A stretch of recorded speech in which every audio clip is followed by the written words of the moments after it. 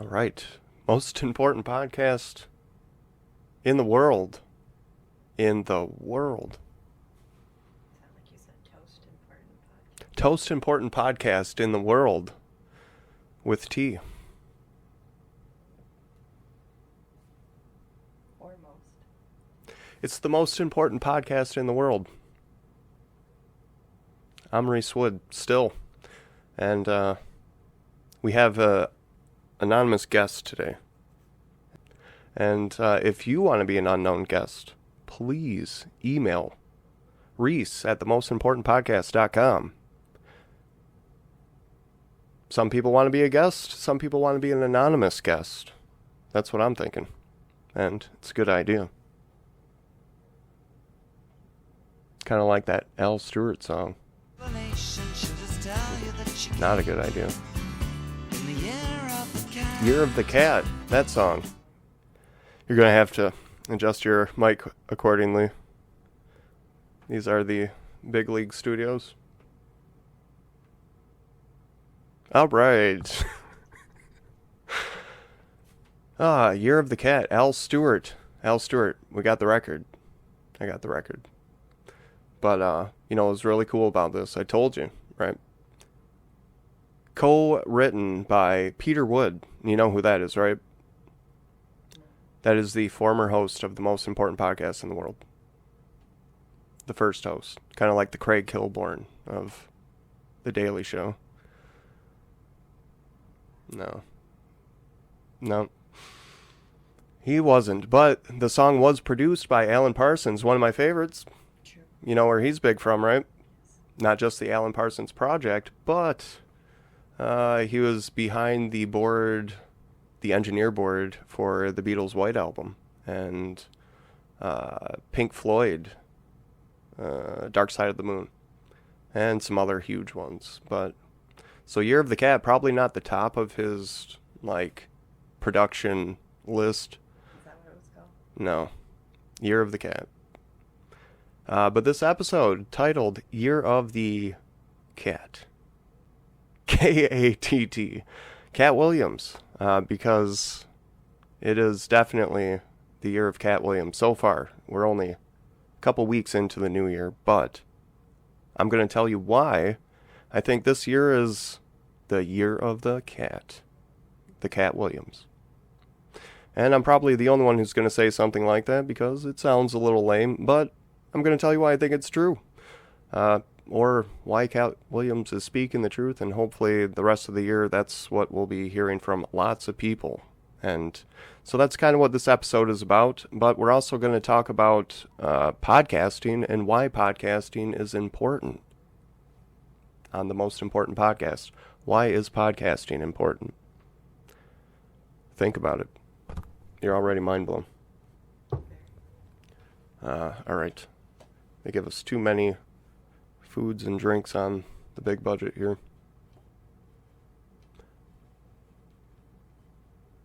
So, yeah, not a big fan of the song, but, man. The podcast heard around the world, that's what I'm going to call it. The podcast heard around the world. They got that interview with Katt Williams, it was like 29 million views within the same amount of time that Dave Chappelle got about 2 million views with his Netflix special. If that doesn't say a lot, I don't know what does. Especially when it comes to podcasting. Dave Chappelle was not doing a podcast. He put out a stand-up comedy and on Netflix, which is big budget, and they have lots of viewers. So they have a very specific audience, whereas YouTube is more a broader audience, right? And it was a podcast that Katt Williams went on, which to me was like, some people said, we heard this in a different podcast, that he did the mixtape versus the Dave Chappelle put out an album. We actually heard that from Dave Chappelle, some kind of a stand-up thing that Dave Chappelle did just a couple days ago. There's so much developing with all of this. And Dave didn't say that, but there's a guy on YouTube, there's probably other people who did a review on a stand-up that Dave Chappelle did at the Improv. And there was Dion Cole was the other guy who was talking on stage, and a friend of Chappelle, obviously, so they were being pretty friendly about it. Dion Cole was one of the other comedians who had performed that night. But Dave Chappelle was talking about Katt Williams and all the things that Katt had said, and so it got really interesting. But in general, what we're talking about is one person goes to a podcast and says what seemed like a lot of built-up things that he wanted to talk about. Just talking. And a comedian, of all people, not just a business person, not an entrepreneur, not just someone from this or that. A comedian. Somebody who just tells jokes for a living. Which is something else we're going to get into this episode, which, if you've been watching this podcast, if you've been a fan so far, the 10 to 20 people we've talked to some comedians, and you've heard it in the episodes, I'm a big fan of comedy. But that's for a reason. I also am a big fan of philosophy. It's one of the things I've been interested in pretty much my whole life, since I was about 15 or 16, philosophy. And I don't know if you, the listener, do you guys get into philosophy? Who's your favorite philosopher? Do you have one? I don't know. I feel like not a lot of people are into philosophy, but a lot of people are into comedy, which is why comedians are so important to what I'm going to talk about when it comes to philosophy. But so we're going to get to all that. We're going to talk about Suge Knight. Katt Williams went on Suge Knight's podcast. Suge Knight doing a podcast from prison called Collect Calls. And it was a good podcast. Katt Williams, guest number 1. And they finished the episode. Suge Knight finishes the episode talking about calling out corruption. And he invites Oprah Winfrey on. He invites Donald Trump. The list was pretty tremendous. Some big name people. And you got to imagine, are these people really going to go on a collect phone call with Suge Knight to do a podcast? I don't know. Katt Williams did. But it's kind of interesting because he's calling out big name people and from prison, but his goal is to uplift the community. Suge Knight, of all people, wants to uplift the culture and the culture within the things we see going on, not just in the entertainment industry, but pretty much across the United States. There is a culture of corruption. So that's what they're calling out, what it seems like the culture of corruption. And so that's going to require a lot of talking. There's going to be people talking about this and that. Some people are going to sound wrong. Some people are going to be wrong. Some people are going to be right. And some things need to be said. That's what podcasting's for. And so that is what we're getting into in this most important moment. And first episode of 2024. Man, I've been taking a break because that's what I felt like doing. And that's what's important to me sometimes, taking a break. We did an episode with Bill Eves, a friend of mine. That was the last episode we did. Bill, a comedian, and super funny. And as far as I always knew Bill, always talented, pretty much anything he did. Seems like a guy who could succeed wherever. But that podcast was great because Bill let me talk about some things that I want to talk about. And that's to me, that's not just me talking. People talking in podcasts about what's most important to them. With Bill, it was comedy. Bill, also a veteran, talked about serving in Afghanistan, listening to Joe Rogan in Afghanistan. Bill just had so much interesting things to say, but it's like when you're engaged in a conversation with somebody that you're having a great conversation with, you feel like saying things back. Those are just great conversations. Those things need to happen in podcasts, and I'll tell you why. Because it's a world full of, we think we know a lot. We think we know pretty much all there is to know, and we're just figuring out how to apply it. The truth is, There's a lot we don't know, and we got to get there. We got to get there somehow. We're going to have to talk about everything and everything. Anything and everything. You know what I mean? So all those discussions that have to take place yet, we actually live in the time where you can do that. We have digital recording devices, endless memory, and the ability to listen at our leisure at any convenience on demand. Which, think about it, that's a big picture. And we're trying to take that into perspective for why is podcasting important. All these conversations, whether it's Suge Knight and Katt Williams, somebody I talked to last week, Bill Eves, the anonymous guest we have coughing on this episode, all of it matters. All of it. But I'll tell you why it matters. I'll keep telling you, because these are the things that are going to fill in the gaps of all the things that we don't know. And I could be wrong, but we have so much knowledge in the world, and there are so many things we do know. And those are the tools we require to make it through today and tomorrow.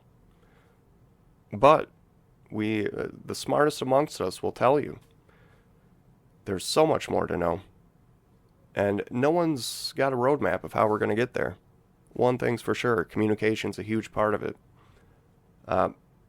So, to you, the viewer, the person listening to me ramble right now, if you're considering podcasting, let me tell you, there are no rules. No rules to podcasting.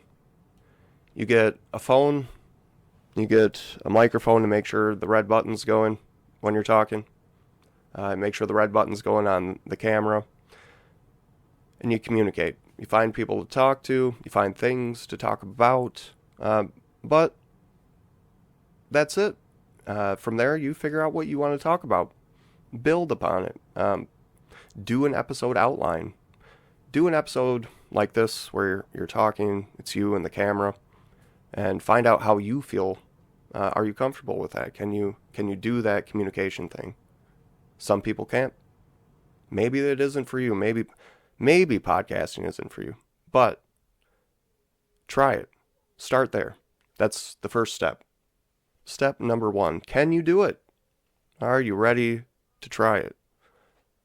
Beyond that, after you found out, I can do this. I got the camera, I got the microphone, the red button's going. Then it's, what are you going to talk about that's going to keep you going? What do you really care about? What are the things you care about? For me, I did the Beloit podcast. At one point, I did a community radio show, and all this stuff is just talking to other people. That's basically what I did, talking to other people locally to where I live, and could be about anything. But in general, I was looking for perspectives from people that I couldn't arrive at on my own. And so it's really simple.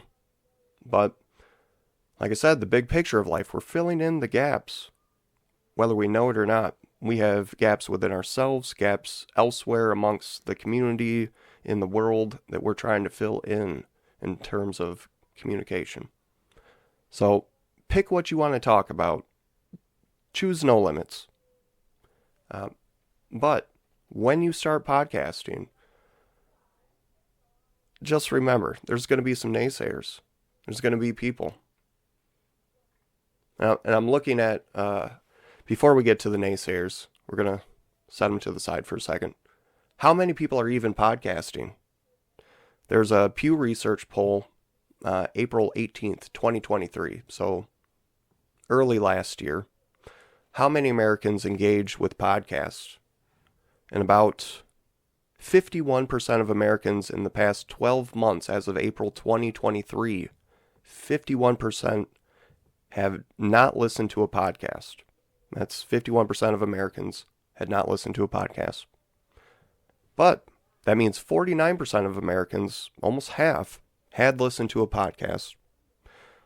They say 20% listen to a podcast a few times or more per week. 17% a few times per month or once a month. 12% less than that. But the big portion, the 20%, that's few people listening very often per week. So 20% of Americans listening to podcasts right now. Why is that interesting? Right? We have what we know is a number that we can, a tangible number. 20% of Americans are actively listening to other people. They're saying, hey, I'm going to put some headphones in. I'm going to listen to somebody else talk about something. They're doing it with intent. They're not doing it just as somebody didn't say, hey, you got to listen to a podcast, put those headphones in. Like, that's not what's happening. Somebody said, hey, I woke up today, I want to listen to somebody else talk about something. It's weird. Really weird. And 17% did that once a month. Once a month, they said, I want to listen to somebody else talk about, it could be, they say true crime podcasts are really big. And I've never listened to a true crime,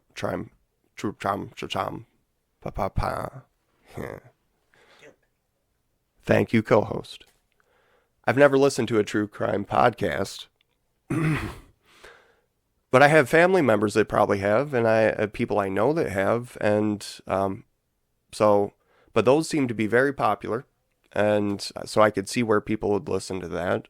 There's other kinds of podcasts. There's, what I like listening to are experts from like different areas of whatever. Somebody's an expert in recycling. I'm going to listen to somebody talk about that. Somebody else is an expert in sustainability or rebuilding car engines or anything. That's what's interesting. When somebody who's an expert, for me, that's what I really enjoy about podcasting. Because like I said, you can go to it anytime. And this wasn't always there. You used to be able to go to the library. You used to be able to maybe get a phone book. Maybe call somebody. But you had to know somebody. Today you have the option to find someone and to get to know them and learn from their experiences instantly. And we haven't been able to do that very long. So the window of opportunities are new and seemingly endless. So, but let's move on to the hype against podcasting, because those who hype against podcasting, they're out there. We're going to share some memes. There's people who think podcasters are all guys who need therapy. And man, do I know what that's about. But let me tell you, lots of people need therapy. So why not use podcasting? For some people, therapy is going to be great.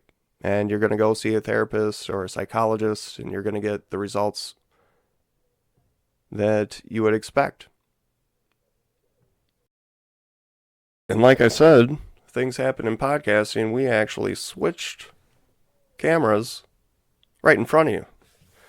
Production crew, thank you. But, and it's weird because we were talking about hype against podcasting, and all of a sudden the camera goes out. Even the camera's got a hype against us sometimes. And it's like, why? But those things happen in podcasting too. Man, when I said start with a camera, start with a microphone, make sure the red button is still going. But that's about it. Make sure you're ready to talk.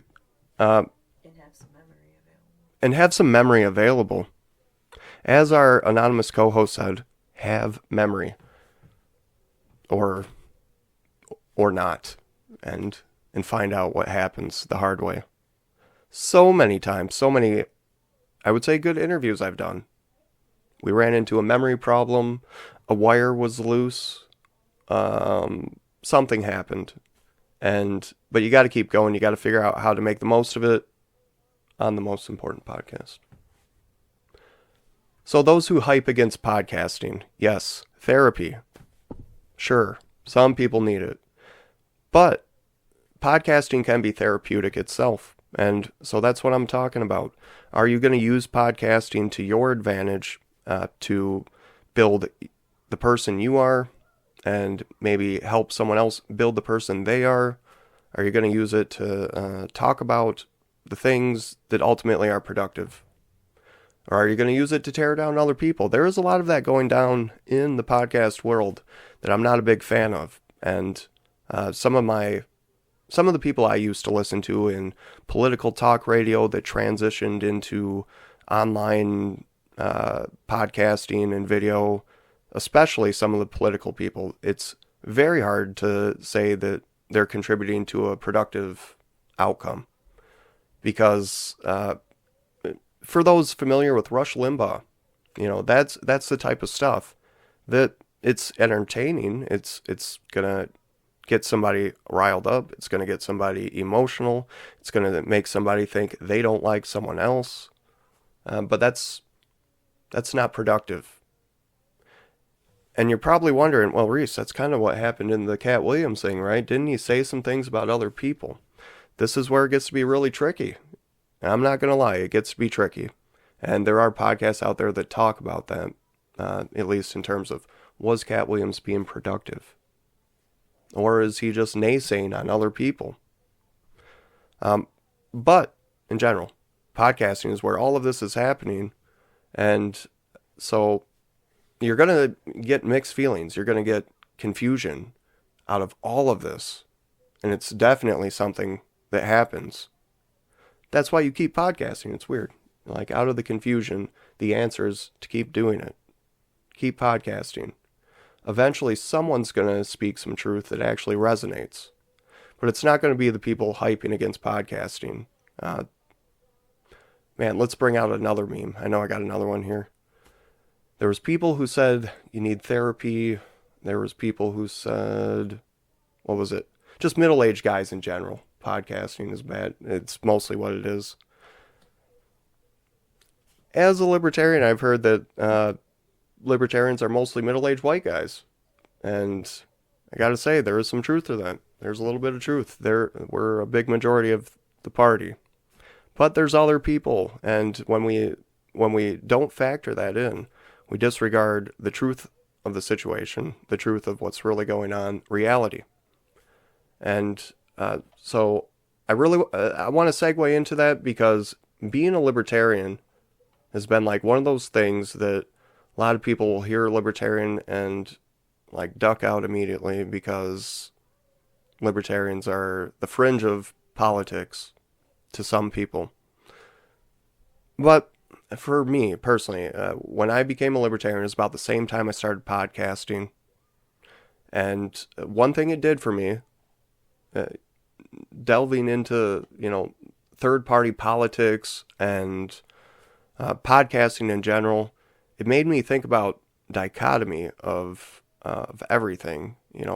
First you start, when you get into third-party politics, they tell you it's the left versus the right, always telling you there's a dichotomy, which you find out right away that that's how people get played, by saying, hey, Burger King and McDonald's are the only options. That's all you got. That's a false dichotomy. But, so, coming to libertarianism, I learned these things. A dichotomy. Well, what's that? Oh, that is what they're telling us. Oh, that isn't true. And you start to have what's called a multiple perspective mindset. Now, some people come at this, not through libertarianism, not through third-party politics. Some people actually, are born, just they understand other people's perspectives. And that is a gift. But I can say I didn't always see that way. And so, for me, politics and podcasting, I started to think about what does it mean to think about it from someone else's perspective with almost anything. So, one of the gifts of podcasting for me personally.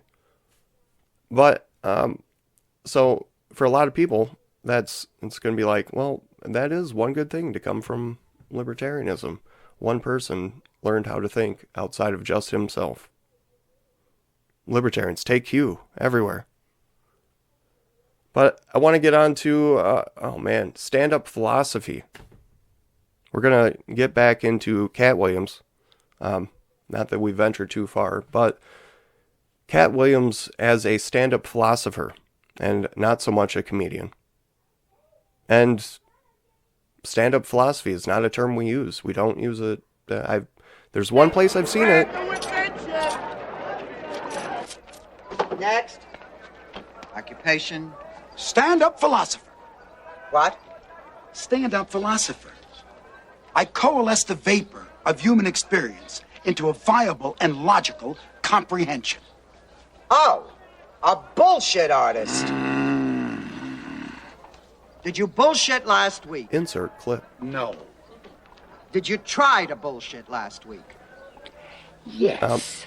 So that's one of my favorite clips from one of my favorite movies. And I probably saw that, probably like a lot of people when they're younger. Maybe not. Maybe you never saw it. Mel Brooks, History of the World, Part 1. And we have Mel Brooks, stand-up philosopher, going to the unemployment line and trying to get some compensation, trying to survive. But we know what they were saying. Stand-up philosophy, they were saying he's a comedian. And so bad at it that he's unemployed. Or that there's just no work available. But it's hilarious in a way that possibly any fan of that movie overlooked. That's what our comedians do. They are the philosophers of our time. And so for people who would disagree with that, try to consider. We have Dave Chappelle, Katt Williams, anyone who takes a stage, our local comedians. Some of the people I've had here on this podcast are people who philosophize about life. They're thinking about life. They're searching for answers. They come across something funny and they share it. And that is a lot of psychological gymnastics. And these people do it as a profession, which I want to give them more credit than saying it's just comedy. Like, I want to say that there's going to be a day when maybe we change the title of comedy and we branch into actual stand-up philosophy. And it would make sense. Mel Brooks opening a door to a whole different branch of stand-up entertainment. Not just comedy. Imagine going, and it's almost getting this way with like Dave Chappelle. You watch his comedy, and some of it you can laugh at. Some of it you have to hold your breath and you have to just think. Because you're not laughing. And it's not because it's not funny. It's because it's a deep thought.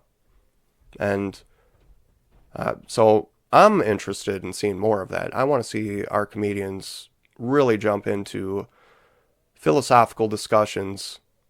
But the reason that's so interesting is because you as the audience, me as the audience, the magic of comedy is we put ourselves intentionally in these situations where we've said we're going to have an open mind. We're going to possibly listen to something that we were previously unaware of, possibly something we were already conclusive about. We decided about this or that. Or maybe we're going to hear about something we were just never comfortable even thinking about. And we're going to hear about it from someone that we said we're going to listen to. This isn't just a person coming down the street. This isn't a person cold calling you, trying to sell you something. You decide to go listen to this person. You've made your mind open and available. And that's why we laugh, because some of these things make us uncomfortable. Some of these things we already thought we knew something about. We didn't. Some of these things we are just uncomfortable even thinking about, let alone talking about. But you go see that comedian, and they've already been doing all that heavy lifting. They're ready to make you laugh. To me, it's pretty amazing. And it's amazing to see what we saw in the Katt Williams podcast on Club Shay Shay. I don't know about the title, I'm sure.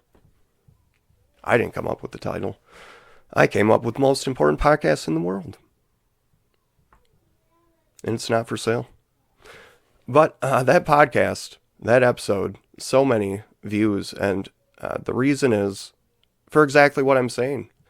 People were ready to hear what was said. Whatever reason that might be, we, the audience, have to figure out, why did it resonate with you?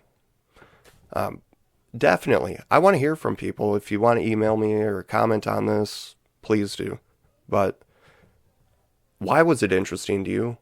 what do you see happening this year as a result of this interview? There's already so much going on. And man, I was going to talk about Anthony Fauci in this episode, but I'm not going to. I'm going to cut it out because next episode, next most important moment, we're going to talk about so many important things.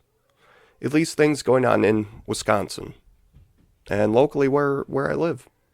But it's going to be in depth. It's going to be deep, and you're going to be thankful you tuned in. And can't wait to see you guys on the next episode.